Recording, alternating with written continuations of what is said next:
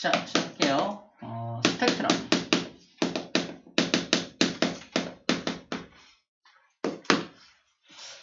스펙트럼은 그냥 일반적으로 우리가 스펙트럼의 종류만 잠깐 설명하고 그 다음에 본격적으로 보어가 제시한 수소 원자 모형에 대해서 자세하게 살펴보면 끝납니다. 화학을 배우는 사람들은 자세히 배웠던 내용이라 한 명을 제외하고는 잘 알고 있을 거예요. 누구라고 꼭 말하진 않을 거예요. 그래서 잘 이해할 거라 생각합니다. 자, 일단 스펙트럼은 종류가 3가지가 있는데요.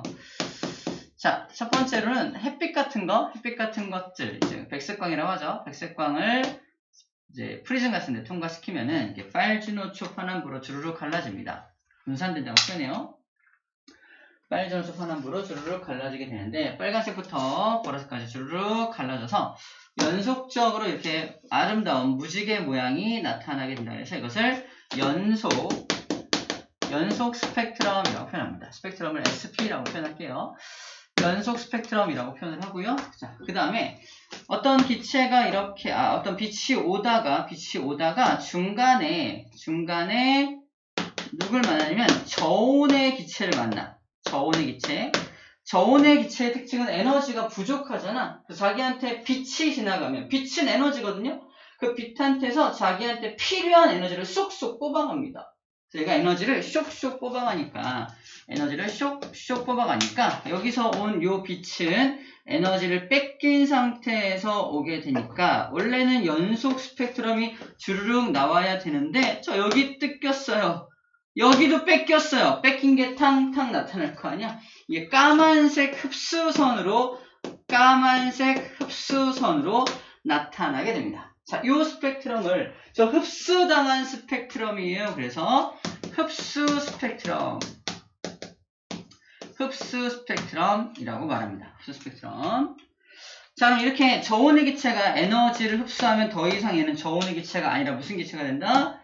고온의 기체가 됩니다. 고온의 기체로 변해버리면 이 고온의 기체는 에너지가 많아요, 적어요? 많아요. 에너지가 많을 거 아니야. 에너지가 많은 상태로 얘는 끝까지 유지할 수가 없어. 왜? 너무 불안해서. 이 불안한 상태를 유지할 수 없기 때문에 다시 안정적인 상태로 내려가야 됩니다. 그럼 아까 흡수한 만큼 다시 뭐 해야 돼? 방출해야죠. 여기서 갑자기 쭉 뭔가를 뱉어냅니다. 너 뭐야? 아까 흡수했던 거 토해낼게요. 이러는 거지. 그러면 원래 아무것도 안 나타나야 되는데 뭔가가 아까랑 같은 위치에 쭉 하고서 방출선이 나타난다. 이 방출선이 나타나게 됩니다. 이 라인이었대. 동일한 라인에 나타나게 된다는 거지. 자, 이렇게 나타나는 것을 세 번째 방출 스펙트럼이라고 합니다. 방출 스펙트럼. 그리고 흡수 스펙트럼과 방출 스펙트럼은 무슨 형태로 나타나? 선의 형태로 나타나기 때문에 원래는 이 둘을 묶어가지고 뭔 스펙트럼? 선 스펙트럼이라고 그냥 묶어서 불러주는 겁니다. 물론 학교마다 또는 책마다 조금 분류를 달리 하는 게 있는데 일반적으로 이렇게 분류하는 게 맞다라고 보여집니다. 자, 스펙트럼의 종류에 대해서 먼저 살펴봤어요. 이 책에도 스펙트럼의 종류 그래서 주르륵 해서 여기 연속 스펙트럼, 방출 스펙트럼, 흡수 스펙트럼에서 방출과 흡수를 묶어서 선 스펙트럼을 분류하고 있죠. 이 방법 그대로 분류하고 있습니다. 자, 그리고 흡수선은 이렇게 까만색 선으로 나타나는 게 흡수선이고요. 이렇게 아까 흡수했던 그 위치에 그대로 방출하게 되는 것이 방출 스펙트럼이 되겠습니다. 됐죠? 어려운 거 없습니다. 자, 관찰하는 거고요. 자, 이제 보호 얘기를 좀 해볼게요.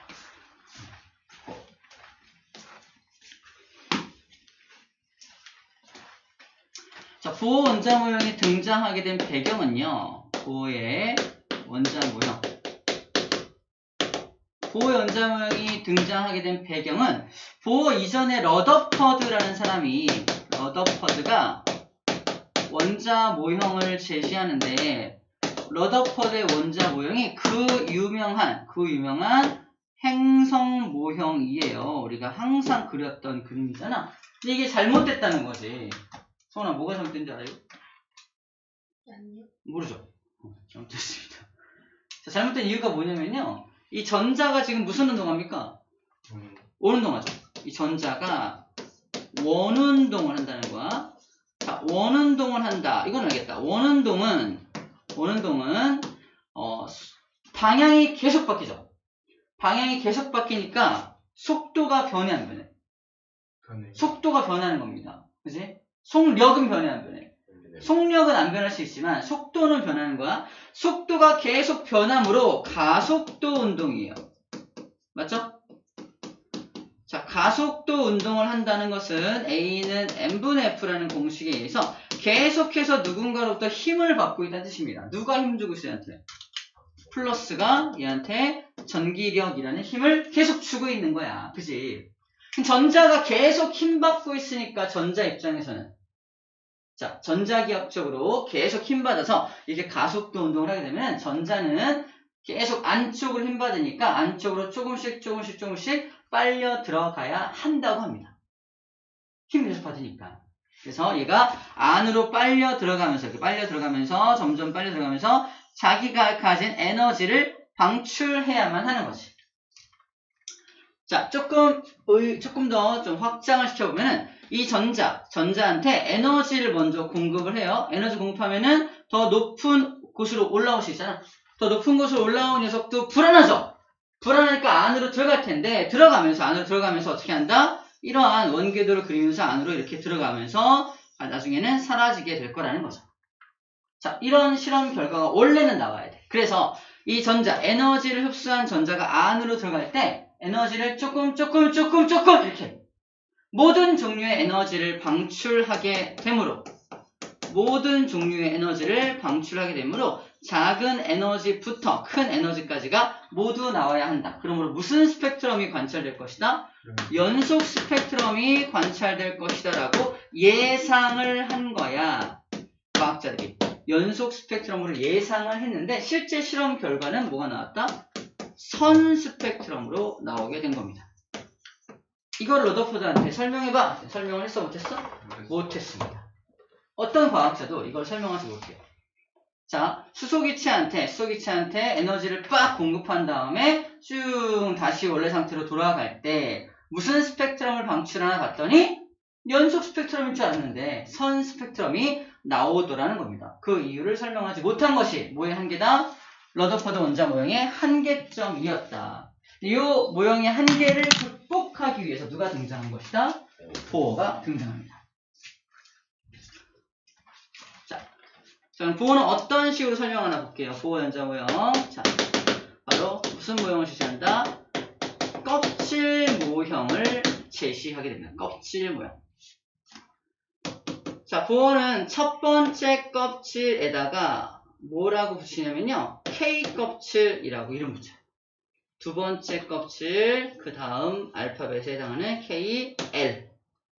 그 다음 껍질은 M. 자, 이런 식으로 껍질을 붙입니다. 첫 번째 껍질을 K라고 이름 붙인 이유가 뭔지 알아요? 그 전에 거가 나올까봐. 그 전 거가 나올까봐. 맞아. 그 전 거가 나올까봐. 이 K 껍질이라고 한 이유는 그 안에 껍질이 또 있을까봐. 만약에 이걸 A 껍질이라고 했는데 안에 껍질이 또 발견되면 어떻게 해요? 난처하잖아요. 그래서 중간 껍질에 이름을 붙여놓은 걸 했습니다. 뭐 일각에서는 K-pop 매니아였다. 뭐 이런 말도 있어요. 똑같이 하던데 저번에도. 이거 나의 레퍼토리야. 잘했지? 사람이 일관성이 있어요. 좋아하진 않은 것 같다. 바꿔볼게요. K 뭐 있어요? 고려청자 매니아였다. 알게요. 아무튼 K 껍질이라는 거 꼭 기억하라는 얘기고요. 자, 여기 전자가 있는데 얘한테 처음에 뭐 했다고요? 에너지를 공급했다 그랬잖아. 에너지를 공급하는 방법은 방전관 안에다가 집어넣고 전기 에너지를 빠지직 공급하는 방법이에요. 마찬가지 실험한 거 아까도. 자, 그래서 에너지를 공급하면 우리 전자에다 에너지를 공급하면 어떻게 되냐? 전자가 어디로 올라온다? 그 다음 껍질로 올라옵니다. 에너지를 더 공급하면요. 그 다음 껍질로 이렇게 또 올라올 수 있어요. 전자가 에너지를 받으면 올라오는 거. 왜 올라오냐면요. 봐봐. 이걸 1번 전자라고 한다면 1번 전자는 처음에 여기를 왜 돌고 있었을까요? 밖으로 도망가지 않고. 플러스가 자기를 잡아당기니까. 그치? 근데 얘한테 너 왜 안 도망가고 여기 있어? 플러스가 저를 잡아당겨 이럴 거 아니야. 근데 내가 너한테 에너지를 공급할 테니까 도망쳐! 그러면 일단 줘보세요. 에너지를 공급받으면 에너지가 많아졌으니까 얘가 자기를 잡아당기는 힘으로부터 약간 더 벗어날 수가 있겠죠. 그래서 벗어난 게 어디야? 여기까지 벗어나게 된 겁니다. 여기도 벗어났지만 그래도 얘가 잡아당기는 힘이 있으니까 더 이상 못 가고 여기 머물러 있는 거지. 얘한테 또 더 많은 에너지를 공급한다면 더 멀리까지 올라올 수 있겠죠? 이렇게 에너지를 공급하면 그 다음 궤도로 2번 전자, 삼성전자 이렇게 올라올 수 있을 거 아니에요. 그죠? 올라올 수 있습니다. 의도한 거예요. 자, 이렇게 올라올 수 있습니다. 자, 이렇게 전자가 올라오면, 자, 1번 전자는 굉장히 에너지가 낮은 전자라서 되게 안정적입니다. 근데 2번, 3번 전자는 에너지를 공급받았으니까 안정적이에요? 불안해요? 불안합니다. 불안한 상태의 전자를 우리는 뭐 했다고 표현하냐면, 우와, 얘네들 들뜬 상태야. 오케이? 뭐라고 한다고? 들뜬 상태. 그럼 에너지가 가장 낮은 상태는 뭐라고 부를까요? 바닥 상태. 그렇지. 바닥 상태라고 불러줍니다. 바닥 상태한테 에너지를 공급하면 들뜬 상태로 올라오게 돼요. 자, 이 들뜬 상태로 올라온 녀석은 너무 불안하기 때문에 이대로 머무를 수 있어 없어? 못 머무르고 밑으로 내려갑니다. 자, 내려가는 방법. 만약에 3번까지 올라온 전자가 밑으로 내려간다면 내려가는 방법은 봐봐. 하나, 이렇게 내려갈 수 있겠죠. 또는 3번에서 1번으로 바로 쫙 내려갈 수도 있겠죠. 세 번째는 3번에서 2번 내려갔다가 2번에서 다시 1번 이렇게 내려가는 경우도 있겠죠. 이런 식으로 내려가는 경우의 수가 한 가지, 두 가지, 세 가지 경우의 수가 나타난다는 거고 그 세 가지 경우의 수에 해당하는 에너지가 방출되는 것이 이러한 형태의 선 스펙트럼으로 쭉 방출된다라는 겁니다. 자, 이 에너지 간격만큼의 빛을 쭉 방출하면서 내려갑니다. 다시 말하지만 빛은 에너지거든요. 그래서 다시 1번 전자가 에너지를 흡수해서 올라왔다면 다시 내려가려면 아까 흡수했던 에너지를 다시 방출해야겠죠? 무슨 형태로? 빛의 형태로 방출하게 되는 거예요. 그 빛의 형태로 방출하는 게 어떻게 나타나는가? 이렇게 선 스펙트럼의 모습으로 나타나게 되는 겁니다. 그래서 얘가 설명하지 못했던 선 스펙트럼이라는 실험 결과를 껍질 모형을 가지고 설명했다라는 게 포인트예요.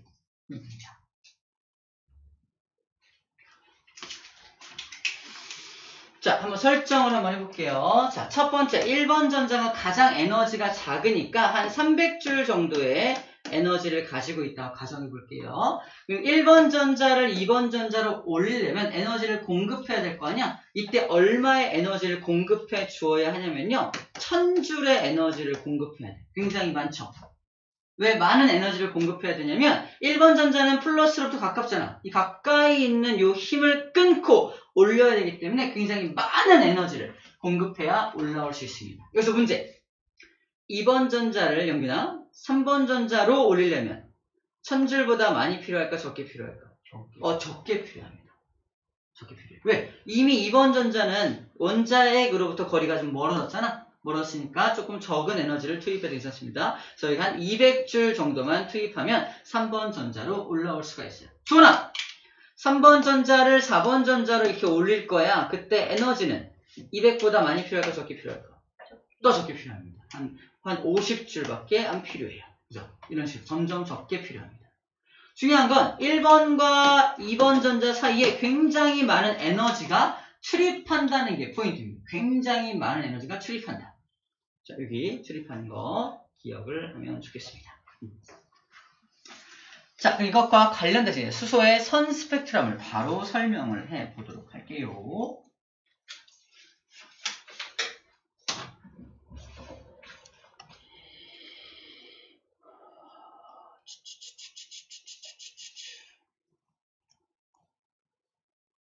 자, 이 공식은 좀 이따 설명할게요. 자, 먼저 도어는 뭐까지 했냐면요. 수소인 경우에 첫 번째 껍질에 있는 저 전자의 에너지 값을 계산해냅니다. 우리가 임의로 300이라고 가정해 봤는데 정확히 계산까지 해요. 첫 번째 껍질에 있는 전자의 에너지는 마이너스 1316인데 우리 물리에서는 13.6이라고 표현해요. 13.6 에너지 볼트의 에너지를 가지게 됩니다. 두 번째 전자 껍질에 있는 녀석은 마이너스 4분의 1 곱하기 13.6 에너지 볼트를 가지게 되고요. 세 번째 껍질에 있는 전자는 마이너스 9분의 1 곱하기 13.6 에너지 볼트를 가지게 됩니다. 이렇게 정확히 에너지 값을 구해냈다, 안 구했다?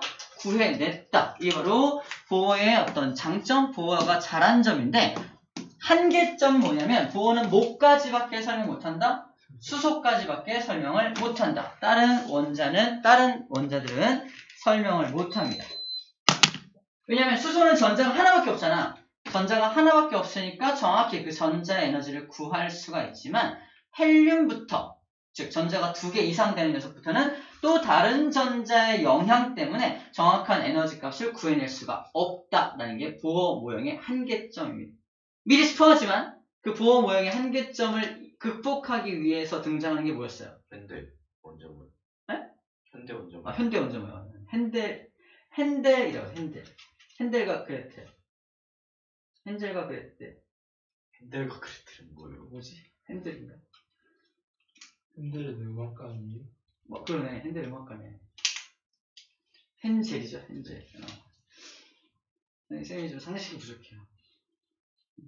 쌤이 자식을 하나 더 나타난다면 상식으로 줄게요. 상식. 오늘 되게 날씨가 별로 안 좋네요. 날씨 탓해야지. 자, 이렇게 구할 수 있습니다. 자, 그리고 이것도 얘기했죠. 여기 왜 마이너스가 붙어있는지 설명할 수 있나요? 밑에 있을수록 바닥 상태이고 위로 올라갈수록 들뜬 상태이기 때문에. 뭐야? 그건 당연히 맞는 말인데. 에너지가 점점 더 덜 필요해서? 덜 필요해서? 그것도 뭐 일맥상통하는가 싶긴 하네요. 자, 이런 말 있죠, 쌤이? 자, 예를 들어서 이게 지표면에서 여기 A라는 물체가 있고요, B라는 물체가 있다면 누가 에너지가 더 많아요? A와 B가. B가 더 많죠. 무슨 에너지?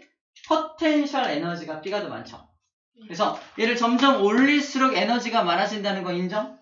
그래서 무한대까지 올려볼게 해서 C를 만들었습니다. 무한대까지 올라간 놈이 가장 에너지 많은 거 인정? 하지만 무한대까지 올라가면 중력의 영향을 받니 못 받니? 못 받아요. 중력의 영향을 못 받으면 이 녀석은 떨어져 안 떨어져? 안 떨어져. 그때가 에너지가 가장 많다고.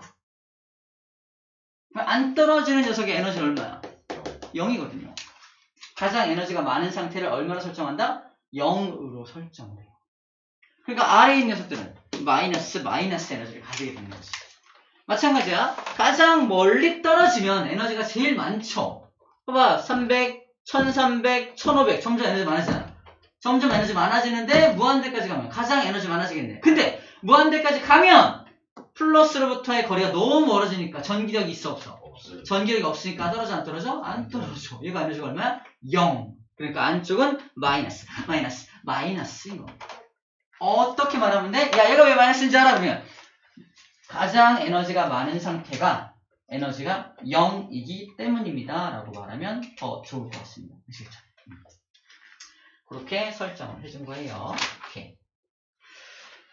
자, 요거 알고 있는 전제에서 그럼 이렇게 볼게요. 뭐야, 날라갔어. 나도. 자, 스펙트럼 계열.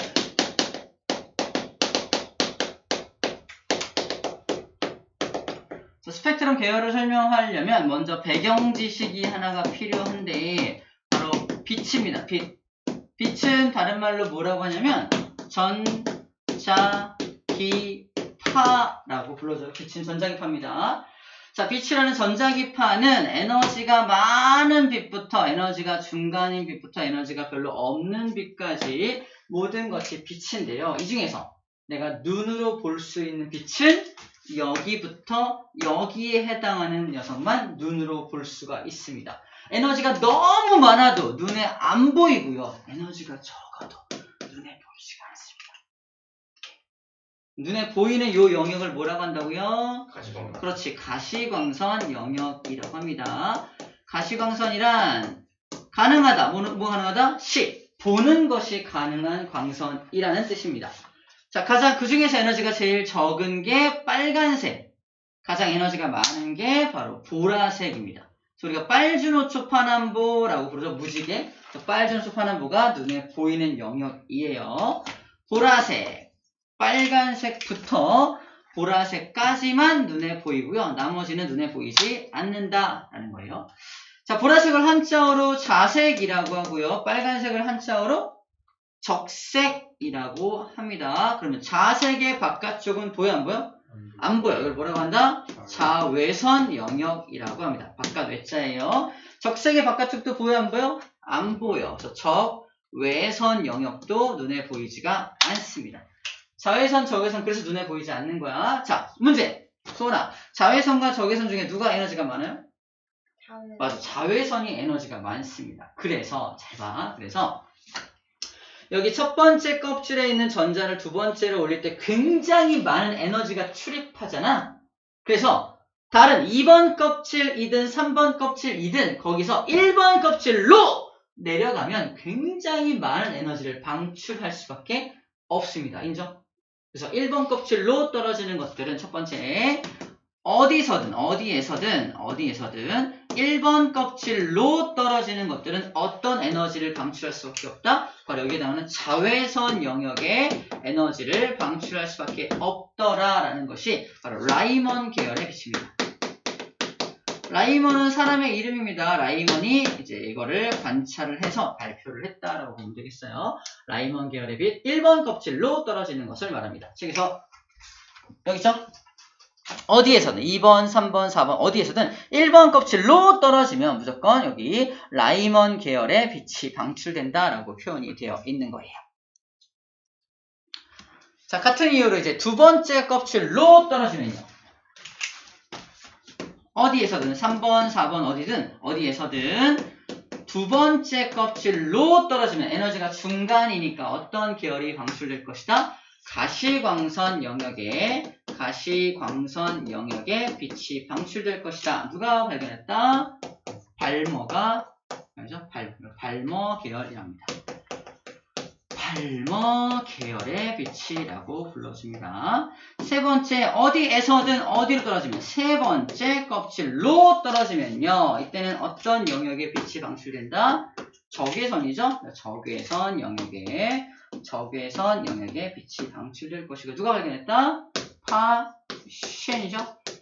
파쉔 계열의 빛이 방출되었다라고 표현합니다. 자, 이것은 누가 에너지가 많고 누가 에너지가 중간이고 누가 에너지가 많은지만 이제 잘 파악하고 써주면 되는 부분인 것 같아요. 사람 이름은 따로 외워주면 되겠습니다. 자, 이제 공식 얘기를 잠깐 할 건데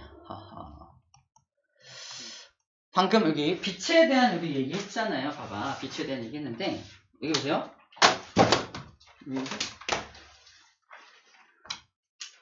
잘 봐. 이 자외선 영역의 빛하고 적외선 영역의 빛을 보면은 어떤 차이가 있어 보여요? 파장, 그죠? 파장이라고 먼저 볼게요. 파장이 뭐냐면 이 마루부터 마루까지의 길이를 일반적으로 파장이라 그래요. 마루부터 마루까지의 길이를 파장이라 합니다. 누가 더 길어요? 자외선. 적외선. 적외선이 길죠, 혹시 훨씬 길죠? 이거를 파장을 람다라고 표현해요. 람다가 되겠죠. 파장을 람다라고 표현해요. 파장을 기호로 람다라고 써요. 람다.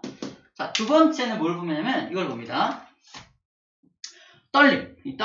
떨림을 진동수라고 그래요. 진동수. 자외선은 많이 떨리죠. 막 떨립니다. 적외선 어때? 떨림이 좀 적죠. 그지? 떨림이 많은 목소리가 고음입니다. 미친 것 같죠, 그치? 고음이 약간 떨림이 많은 목소리가 고음이고요. 떨림이 좀 적은 목소리가 저음입니다. 어떤 게 더 졸려요? 저음이 졸리죠. 왜 졸린지 알아요? 에너지가 없어서 졸린 거예요. 선생님들이 이제 저음으로 막 강의하시면 그냥 막 졸리죠. 하지만 막 앞에서 떠들면 좀 덜 졸리죠. 에너지를 많이 뿌려주기 때문에 이쪽이 에너지를 많이 뿌려주는 쪽이 바로 더 많이 떨린다는 걸 프리퀀시 F 진동수라고 표현합니다. 진동수가 크면, 진동수가 많으면 뭐하다? 에너지가 많다라는 얘기를 하고 있는 겁니다. 이해됩니까? 진동수가 작으면요, 에너지도 작겠죠? 그래서 이 관계를 공식화시킨 게 바로 이 공식입니다. 에너지는 뭐에 비례한다? 진동수에 비례한다라는 겁니다. 비례식을 는으로 바꿀 때 어떻게 해요? 상수 필요하죠. 그래서 에너지는 플랑크 상수 H 곱하기 F라고 써준 거예요. 책에 광자가 가진 에너지, 광자는 빛을 말해요. 빛의 에너지는 HF라고 표현이 됩니다. 이해됩니까? 왜 이름이 이 공식이 HF인지에 대해서 설명을 해 준 거고요. 그리고 또 하나. 진동수가 많으면 람다 어때요? 작죠? 진동수하고 람다는 무슨 관계다? 또 반비례 관계입니다. 잠깐 써보면 진동수하고 람다는 또 반비례 관계를 가지고 있어요. 이것을 는으로 치환을 하면요. 이 진동수 대신에 뭘 집어넣을 수 있다? 람다분의 1을 집어넣을 수도 있겠네요. 그죠? 그래서 여기 진동수 대신에 람다분의 1을 집어넣으면 어떻게 될까? 에너지는 H 곱하기 람다분의 1 되겠죠. 그지? 근데 이 녀석은 빛에 대한 녀석이라서 1을 집어넣지 않고 빛에 대한 기호인 C를 집어넣습니다. 빛, 커런트라고 하는 C를 집어넣어서 에너지는 람다분의 HC라는 공식으로 또 하나의 공식을 만들어냈다라고 보면 되겠습니다. 보이죠? 람다분의 HC 보이죠? 이게 어떻게 나오는 공식인지에 대해서 지금 설명을 해준 겁니다. F 대신에 뭘 집어넣은 것이다? 람다분의 C를 집어넣은 겁니다. 빛이기 때문에 그냥 1 대신에 C를 집어넣었다 생각하면 될 것 같아요. 자, 이게 아무것도 아닌 것처럼 보이지만 이제 시험 문제에서 이걸 이용해서 문제를 푸는 것들이 좀 등장을 합니다. 이제 문제 풀면서 이제 어떻게 응용되는지 확인하면 될 것 같아요. 자, 이제 개념하기 문제 좀 풀어볼게요. 한번 해보자. 149쪽 문제 풀어볼게요. 용어 하나만 잠깐 정해. 용어 하나. 이 전자가 가지는 에너지가 300 또는 1300 또는 1500. 그죠? 에너지가 딱딱딱 정해져 있죠. 300하고 1300 사이에 400 정도 가지는 에너지, 400 정도의 에너지를 가지는 전자가 있니 없니? 그런 건 없죠. 얘 또는 얘.